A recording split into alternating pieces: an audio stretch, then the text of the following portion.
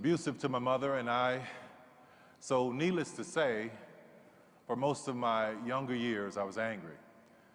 And by the time I entered into adolescence, I was furious. God knew I needed points of light. So he gave me a praying mother. Not more than a baby herself, when she married this man, she tried her best to protect me from him. But with no life skills of her own, she did what she knew how to do. But oh, how she loved me. Friday was payday for him, so he would come home happy, but that was short-lived. He would go out and return a few hours later drunk and angry, yelling and fighting her. And as I watched in horror, God knew that this little boy needed points of light. This happened every Friday and every Saturday night, but come Sunday morning, my mother would come in the room and wake me up, shake me in my chest and say, "Come on, baby, let's go to church."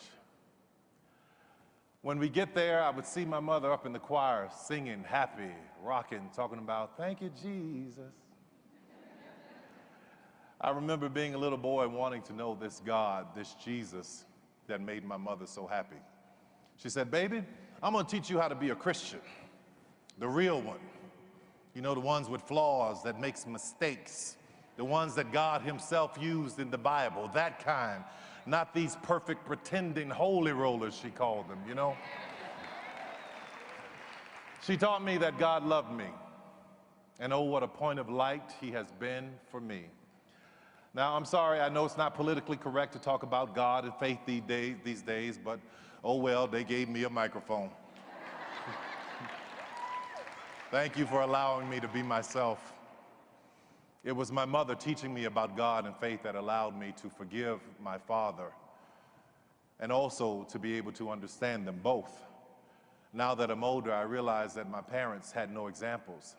They were two wounded children trying to raise a wounded child.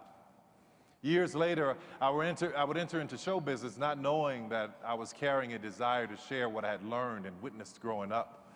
Not knowing that the very people that had made me laugh and made me cry and made me happy, made me sad, and literally had made me were showing up in my work.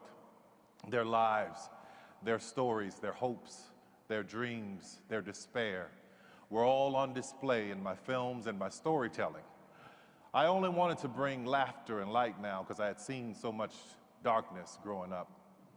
I was writing about things that were raw and guttural, my own experiences, so much so that it made the critics uncomfortable. It was crass and abrasive to the trained eye. Offensive, they called it. But while they were writing their reviews, I was receiving emails and likes on Facebook by the millions from people all around the world who got it. Like the letter I got from a woman who said, "My sister saw Diary of a Mad Black Woman, and you did in 2 hours what my family has been trying to do for 12 years. She's leaving an abusive relationship." Yeah. It was the point of light. Or the letter that I got from a mother of a little boy in Houston who has autism, and she was telling me that it's my shows that keep him calm enough to go to sleep in the evening. A point of light. Or the single mother who sent me an email saying that she had it and she was going to commit suicide. She rented a hotel room and she wanted to spend the last day with her kids. So she brought them to this hotel and she said, "Anything you guys want to do, you let me know." One of them said, "I want to watch one of Tyler Perry's plays." So they watched the show. And after they watched it, she was no longer depressed. She found herself laughing and happy and joyous. And she no longer wanted to commit suicide. That's a point of light. It feels great to be able to lift people on this level, but you also have the power to lift people even if you don't have this platform. As I look back over my life, there were many people that had a hand in shining light into my darkness when I was growing up. Like Mr. Johnson, who lived next door to me. He told me that I was special. He bought me my first pair of nice dress shoes. They were wing-tipped leather, hand-stitched, and I hated those jokers. I wanted some Chuck Taylor All-Stars, but he was a point of light. And then there was my Aunt Jerry, who was the polar opposite of my mother when it came to men. This woman would shoot first and ask questions never. She taught me how to stand up for myself. She was a point of light with a good aim. And then there was Mr. Butler. Let me tell you how I met Mr. Butler. I had just started junior high school, and in order for me to get to high school, I had to walk through the drug dealers, literally step over the whores and the drug addicts, walk through a graveyard, then in the next block past gang members, and then go through the projects, and then come to a 6-lane intersection, and it was always busy, but just beyond that was the school.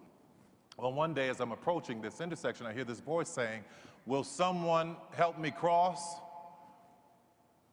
He was in a suit. He had a cooler in a hand and a folded lawn chair in one hand and his cane in the other. "Will someone help me cross?" he said.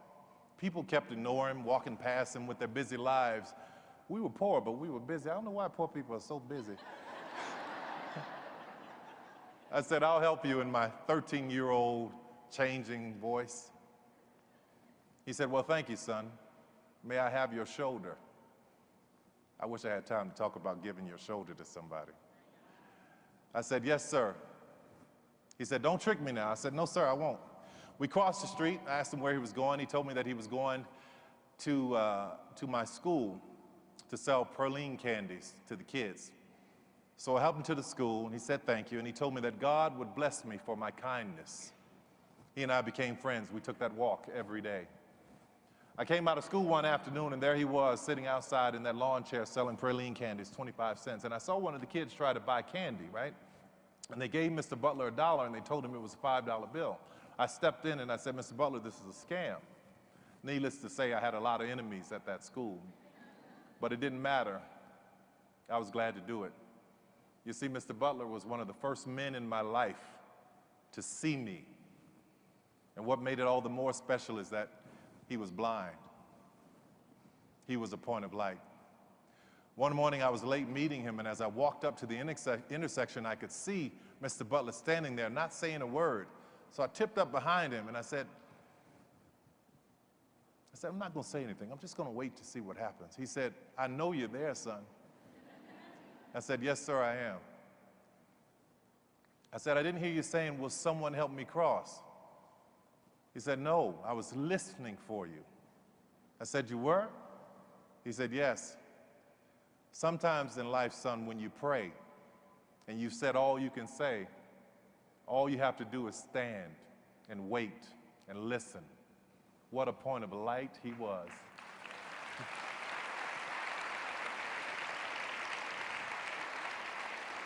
There are many people in this world that are wanting, waiting, saying, asking, begging, hoping, "Will someone help me cross?" We all have the power to be a point of light. Thank you, and God bless you. I appreciate it so much.